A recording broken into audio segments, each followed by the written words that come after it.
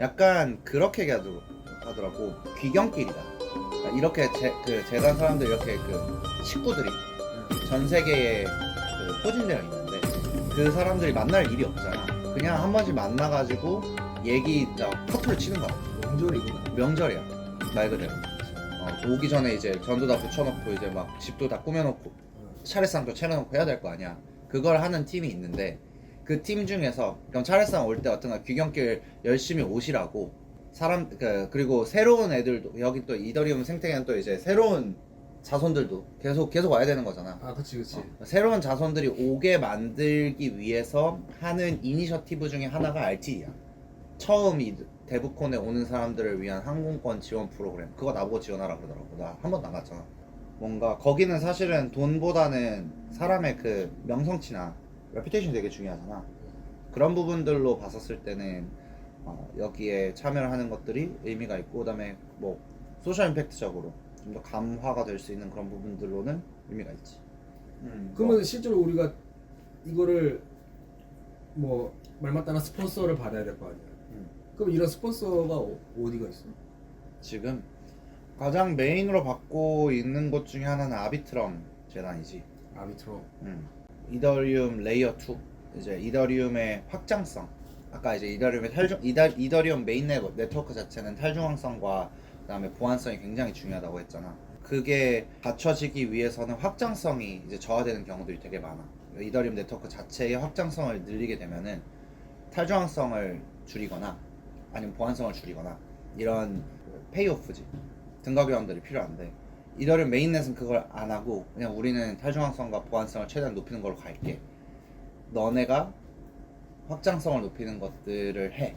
그 다음에 그러면 거기에 대한 보안성을 우리가 담보해 줄 수 있는 시스템으로 만들자 라는 게 이더리움이 가지고 있는 장기적인 로드맵이거든. L2들한테. 그치. 지금의 이제 L2라고 하는 거는 이더리움에서 파생돼서 이제 옵티미스틱 롤업이라고 하는 그 기술을 사용하고 있는 GK 롤업하고 이제 옵티미스틱 롤업이 있는데, 그 두 가지 중에 하나의 기술을 사용하고 있는 그 여러 가지 네트워크들 중 하나이고, 그 중에 하나가 이제 아비트럼이지. 레이어 2 중에서는 가장 높은 이제 사용률, 자산 활성화율이 가장 높거든. 이더 네트워크 레이어 2 중에서는 자산 활성화율이 제일 높고, 그 다음에 가장 많은 이제 그 네트워크에서의 트랜잭션이 발생하고 있는 곳이지. 아비트럼 쪽하고는 사실은 처음에 이제 디스프레드 분들이 추천을 해주셨어. 디스프레드 분들이 이제 아비트럼 쪽에 왜냐면 아비트럼하고 아비트럼 코리아, 한국 아비트럼 지부가 이제 디스프레드와 파트너십을 맺은 관계인데, 우리도 뭐 디스프레드 쪽하고 잘 알고 있으니까 우리가 뭐 이런 것들 한다라고 하니까, 그러면 아비트럼 쪽에서도 지금 이제 한국 지부가 설립이 되면서 되게 활성화를 뭔가를 하려고 하는데 소개해 주겠다 라고 해서 아비트럼 코리아 분하고 얘기를, 에브뉴님, 지지난주에 인터뷰했었던 에브뉴님하고 얘기를 했고, 에브뉴님하고 얘기를 하다가 교육 관련된 그랜트 프로그램이 열린 거야. 4월에 딱 열리니까 이제 에브뉴님이 여기에 지원을 해보면 좋겠다 라고 5월인가요? 그 얘기를 해주셔가지고 거기에 제안서를 넣어서 퀘스트북이라고 하는 그 웹3 프로젝트거든. 거기가 이제 그 아비트럼 관련된 게임 관련된 그랜트라든지 아니면 교육 관련된 그랜트라든지 아니면 뭐 이제 데브 툴링, 인프라 관련된 거지. 그런 이제 그랜트들을 주는 하나의 플랫폼이 있는데, 그 플랫폼에 제안서를 넣어서 통과가 된 거야. 이제 거기에 제안을 한 게 로드 방콕의 일환으로서 교육 프로그램도 제공을 하고 자료도 제작을 하고 뭐 이런 것들 여러 가지 얘기를 했거든. 근데 그거랑 로그스랑은 또 무슨 상관이야?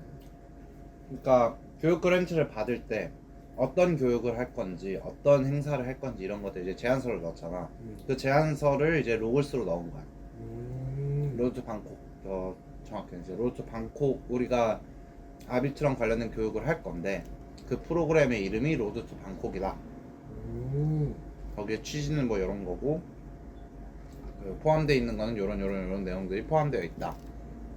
거기에 이제 거긴 콘테스트나 이런 영역들은 따로 안 넣었고 그 교육 자료 제작이랑 그다음에 그걸 통해 가지고 이제 사람들 절로 가게 할 수 있는 거 그런 부분들이 포함되어 있어. 교육 모듈이라 하면 이제 오픈 소스로 된 자료들이고 깃허브에 일단은 지금 작업들이 되고 있고 깃허브에 가보면 볼 수 있어 작업되는 부분들. 그래서 오픈 소스로 다 배포가 될 예정이고 그건 누구나 이제 사용할 수 있는데 그거의 이제 초점은 빌더들을 위한 교육이다 보니까 지금 당장은 사실 개발자 쪽에 포커싱이 많이 되어 있는 게 사실이야. 그래서 개발자들을 위한 자료들이라고 했었을 때 아비트럼이 되게 특수하게 밀고 있는 것들 뭐 여러 가지가 있는데 이제 아비트럼이 원래는 이제 옵티미스틱 롤럽이라고 하는 롤럽의 그 기술 중 하나로 시작을 해서 네트워크를 만들었다가 지금은 나이트로라고 하는 자체적인 이제 생태계를 만들 수 있는 방식들을 좀 더 갖춰 나가고 있어. 아비트럼 나이트로라고 하는 게 있고 아비트럼 나이트로의 이제 가장 큰 특성이라고 했었을 때는 이제 아비트럼 이라고 하는 체인을 같이 공유하는 여러 네트워크들을 구성할 수 있는 일종의 라스라고 하거든. 롤업 에서 서비스. 그러니까 그 체인을 만들 수 있는 키트를 제공을 하거든. 그래서 내가 예를 들어서 노드를 하나 만들어서 아비트럼과 연결되어 있는 하나의 그 별도의 체인을 만들 수 있는 거야. 일종의 서버를 만드는 거지. 노드를 기반으로.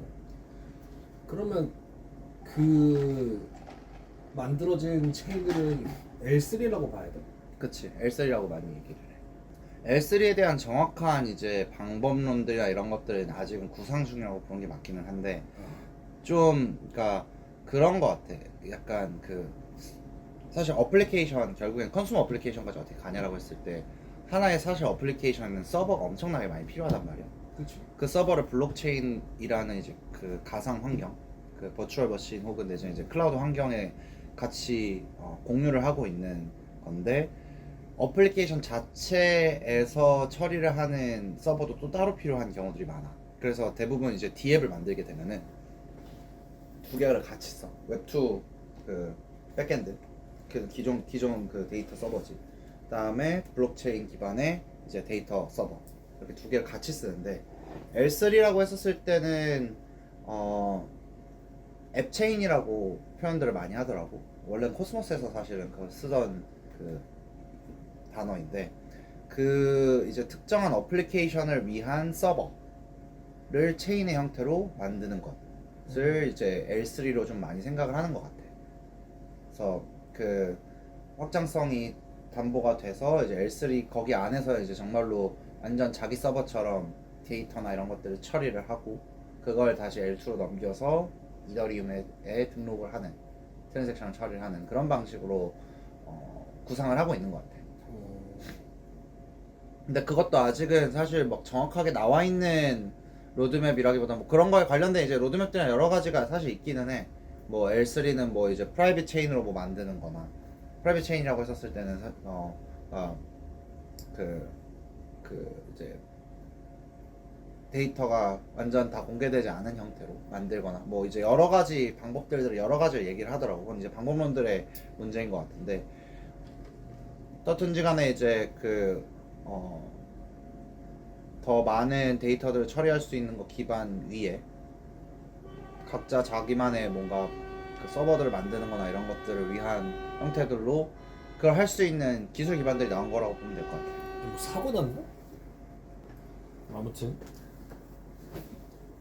그래서 사실은 그런 형태를 아비트럼만 하고 있는 건 아니고 이제 여러 가지 네트워크들이 그런 형태들을 이제 이더리움의 전반적인 로드맵 안에서 그런 것들을 이제 구축을 하고 있는데 그 중에서 아비트럼이 가장 특이하다 혹은 내지는 많이 밀고 있다고 생각이 들었던 것 중에 하나가 스타일러스라고 하는 거거든.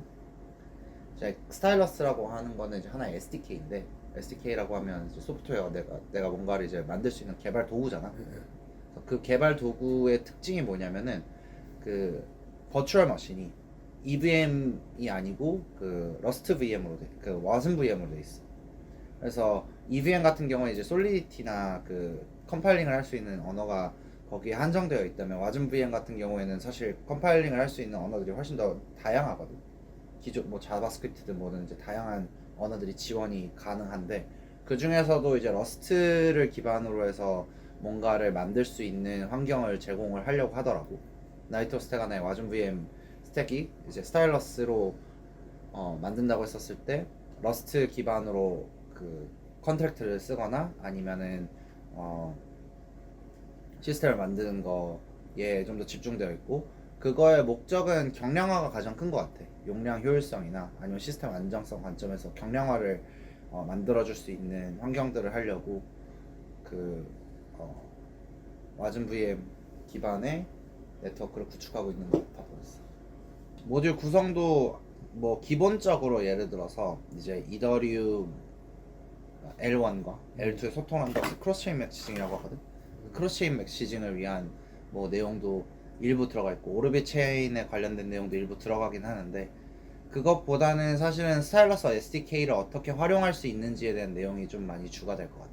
아, 왜냐면 러스트 기반으로 해서 그게 사실은 이제 이더리움 그 L1에서도 파운드리라고 해가지고 러스트 기반 아리트 클라이언트라고 하는 이제 러스트 기반 클라이언트가 구축이 됐거든.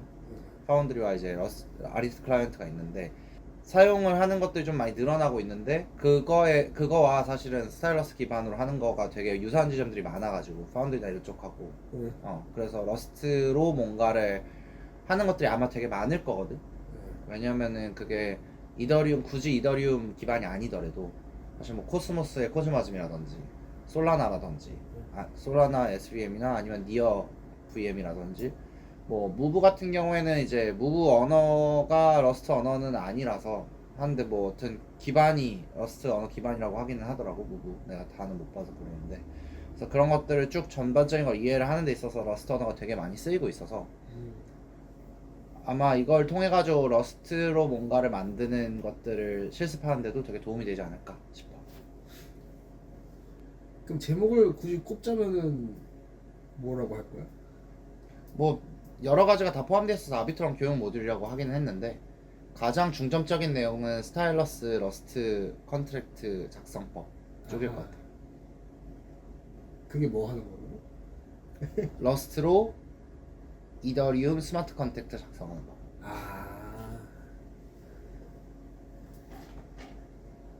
열심히 만들고 있겠네 지금.